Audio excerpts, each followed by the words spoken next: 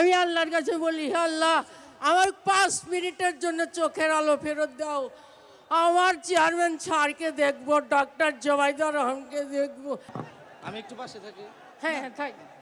বিসমিল্লাহির রহমানির রহিম।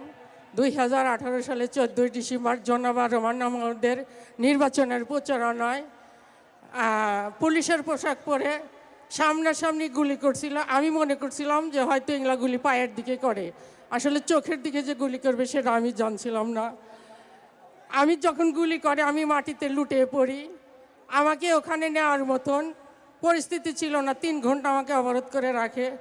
তারপর ওখান থেকে যখন আমাকে নর্থ বেঙ্গলে নিয়ে যায়, নর্থ বেঙ্গলের ডাক্তাররা আমাকে ঢাকায় রেফার করে।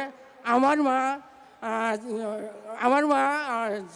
রোমানা মাহমুদ আমাকে ঢাকায় চিকিৎসা করার জন্য পাঠায়, কিন্তু ওখানে আমাকে চিকিৎসা করার মতন আমি কোনো হাসপাতালে ভর্তি হতে পারি নাই, হয়তো ভিন্ন দল না করে দিছিল।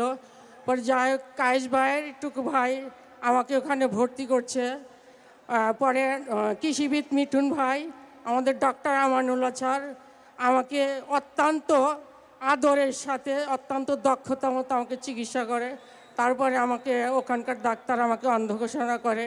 টুকু ভাই আমাকে, আমার বাবা টুকু সাহেব আমাকে চেন্নাই পাঠাইছিল। ওখানে অর্থেন আমাকে অন্ধ ঘোষণা করছে। আমরা 17 বছর ধান আবাদ করছি কিন্তু কাটতে পারি নাই। আমরা সামনে 12 তারিখে প্রত্যেকটা ভোট ধান কেটে ঘরে নিয়ে আসব। আমাদের এই ভোট আমাদের চেয়ারম্যান স্যারের কাছে জমা দেব, ইনশাআল্লাহ রাষ্ট্রপ্রধান হবে। আমার প্রথম একটা দাবি, সিরাজগঞ্জ জেলার অনেক নেতারা বেকার আছে, রাষ্ট্রপ্রধান হয়ে এখানে আগে কাজ ধরবে, শিল্প এখানকার কাজ আগে ধরবে। বাচ্চু ভাই, শামীম ভাই, সিরাজগঞ্জ জেলার নেতারা 17 বছর যেভাবে নেতাদের বুকে আগলিয়ে রাখছে, আমাদের আগলিয়ে রাখছে। এজন্য সিরাজগঞ্জ মহিলা দলের পক্ষ থেকে জানাই ধন্যবাদ। আমার টুকু ভাইকে ধানের শীষে ভোট দিবেন, শুধু টুকু ভাইকে না, সারা বাংলাদেশে 300 আসনকে ধানের শীষে ভোট দিয়ে সব প্রার্থীকে বিজয় ঘোষণা করবেন। আমি আল্লাহর কাছে বলি, হে আল্লাহ, আমার 5 মিনিটের জন্য চোখের আলো ফেরত দাও। আমার চেয়ারম্যান স্যারকে দেখবো, ডক্টর জোবাইদুর রহমানকে দেখবো।